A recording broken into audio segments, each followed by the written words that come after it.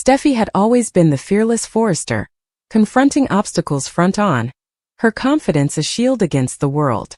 But this day, as she traversed the crowded airport, her typical confidence was lacking.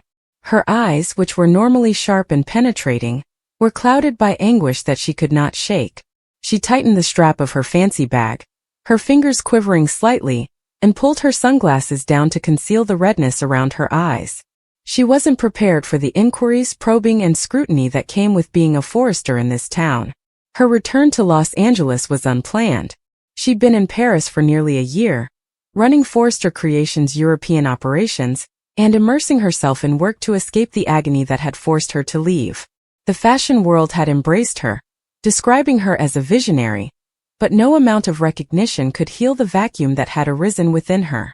She'd told everyone, her father Ridge, her mother Taylor, even her brother Thomas, that she needed space, a new beginning after the upheaval of her marriage to Finn and Sheila Carter's constant intervention. But the truth was considerably worse, a tragedy so heartbreaking that even now, on the verge of reconciling with her family, she wasn't sure she could tell them. The journey from the airport to the Forrester mansion was a haze. The palm trees along the street swung in the breeze, casting shadows across the windshield of the chauffeured sedan. Steffi glanced out the window, recalling her last visit to Los Angeles. She'd tried to forget Finn's smile, the way his eyes crinkled when he smiled, and the warmth of his hand in hers. They were happy, or so she believed, until the fissures appeared, cracks enlarged by Sheila's machinations and Steffi's own obstinate pride.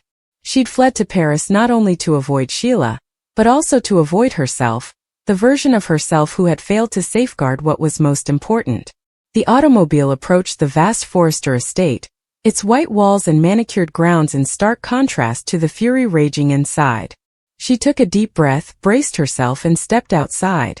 The front door opened before she could knock, and Ridge stood there, his expression a mix of relief and concern. "Steffi," he exclaimed, his voice full with emotion as he drew her into an embrace. She melted into her father's embrace for a moment, feeling comfortable in his arms, but the weight of her secret weighed against her chest, making it difficult to breathe. "You didn't tell me you were coming," Ridge remarked, leaning back to examine her expression. "What's going on, sweetheart?" "I just needed to come home," she said, barely above a whisper. She couldn't meet his gaze just yet. The truth was a blade, and she was not prepared to wield it. Inside, the mansion was as opulent as ever, replete with reminders of Forrester history, photos from runway shows, framed sketches, and the heritage of a family that had created a business on beauty and ambition. But Steffi felt like an intruder in her own house. Her mother, Taylor, was also present, providing calm comfort. Taylor's sensitive eyes lingered on Steffi, detecting her unsaid pain. "You look tired," Taylor observed quietly, her therapist's instinct kicking in. "Are you okay?" Steffi nodded and forced a grin. "Just jet-lagged," she claimed. She couldn't tell them just yet. The secret was too raw and heavy. She needed time to comprehend it herself before confronting their questions and pity. Over the next 3 days, Steffi attempted to reintegrate into the flow of life in LA. She went to Forrester Creations, traversing the hallways where she formerly controlled with confidence. Her colleagues greeted her with excitement, but their grins were hollow. They didn't know what she'd gone through or what she was carrying. She sat in on meetings, nodding at the appropriate times, but her mind was elsewhere, recreating the moment in Paris that altered everything. It had been a wet evening, the kind that made the city appear like a watercolor painting, with fuzzy edges and subdued colors. Steffi had been working late at the Forrester office in Paris, with her desk covered in designs and fabric swatches. She'd been preoccupied, thinking about Finn and the life they could have had if things had turned out differently. That's when she got the call, a number she didn't know and a voice she'd never heard before. The words were a haze, but the meaning was clear. Finn had vanished. Not just from her life but from the entire globe. They reported a car accident on a twisty route outside of the city. He'd been touring Paris, hoping to see her and make things right between them. And now he had died. The news had shattered her. She'd fainted in her office, the phone falling from her grasp and her tears ringing through the empty room. Finn, her husband and the father of her children, was gone, and she had not even had a chance to say goodbye. However, that wasn't the worst of it. The horrible secret, which she now carried like a stone in her chest, came next. The cops discovered something in Finn's car. A letter addressed to her and written in his typical scribble. It was more than just a letter of love or remorse. It was also a confession. Finn had written that he was battling with something he couldn't discuss, even with her. He'd been struggling with a dark side, a secret addiction that had gotten out of hand in the months leading up to his death. Painkillers administered after an injury had become his crutch, allowing him to escape the upheaval in their life. He had hidden it from her and everyone else, ashamed of his weakness. The letter described his struggles to become clean, his fear of losing her, and his belief that he could change himself before it was too late. Unfortunately, it was too late. The police suspected that the collision was not a random catastrophe. Finn had been intoxicated, and his judgment was affected, as were his reflexes. He'd driven off the road and now he was gone, leaving Steffy to deal with the truth. Her husband died as a result of a secret he couldn't face, a secret that mirrored her own tendency to hide sorrow rather than address it. Steffy had not informed anyone about the letter. She'd torched it in her Paris flat, watching the flames devour Finn's words, as if eliminating the evidence would erase the reality. But it had not. The knowledge tormented her, a continuous reminder of her own shortcomings. She'd been so preoccupied with her rage, her hurt, and her desire to protect her children from Sheila that she hadn't noticed Finn's battle. She'd missed the cues, the late-night calls he'd ignored, the times when his smile didn't quite reach his eyes. How could she have been so blind? Back in Ella, the days turned into weeks, and Steffy's quiet became more intense. Her family observed the change in her. Ridge's worried brow, Taylor's gentle probing, and Thomas's quiet anxiety. They assumed she was lamenting the termination of her marriage, and the gap she had created between herself and Finn. They had no idea he had died or that she was suffering from such intense sadness that it threatened to engulf her completely. She wanted to tell them to relieve herself, but the words would not come. How could she confess Finn was no longer there, that he had died as a result of a secret she had not discovered? How could she tell her children, Hayes and Kelly, that their father was never coming back? The nights were the most difficult. Steffy would lie awake alone in her old bedroom at the Forrester mansion, the contents of the letter repeating in her thoughts. She'd see Finn's expression, hear his voice and feel the warmth of his touch. She'd remember their hopes of starting a family, raising children, and creating something beautiful amidst the craziness of their world.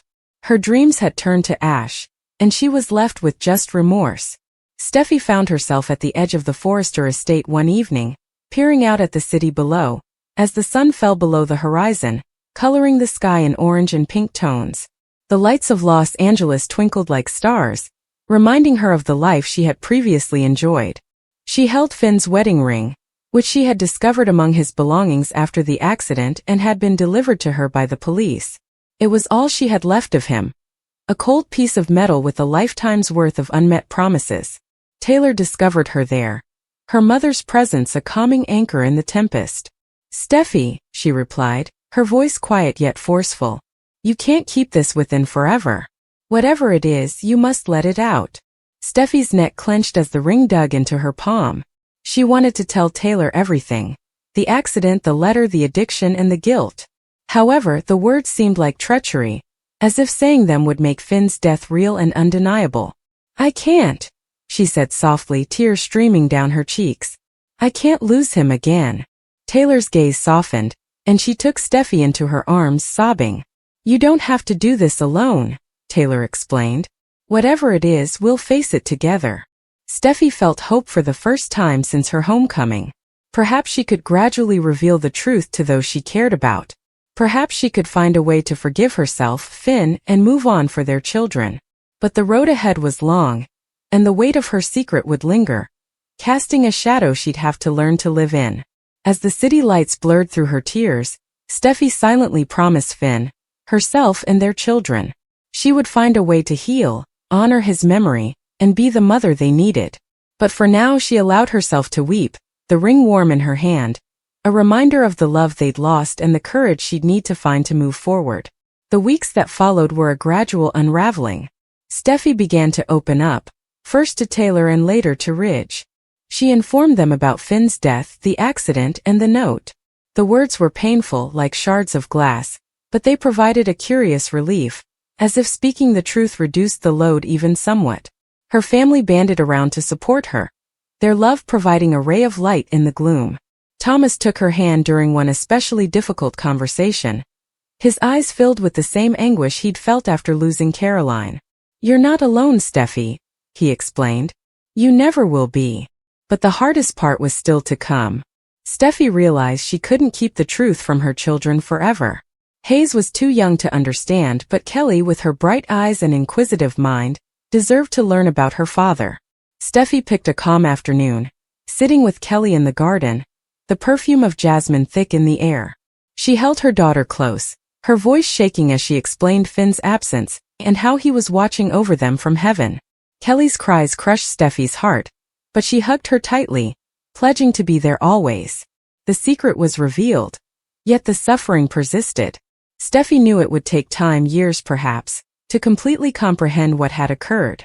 She put herself into her work at Forrester Creations, expressing her anguish through creations that spoke of loss and strength.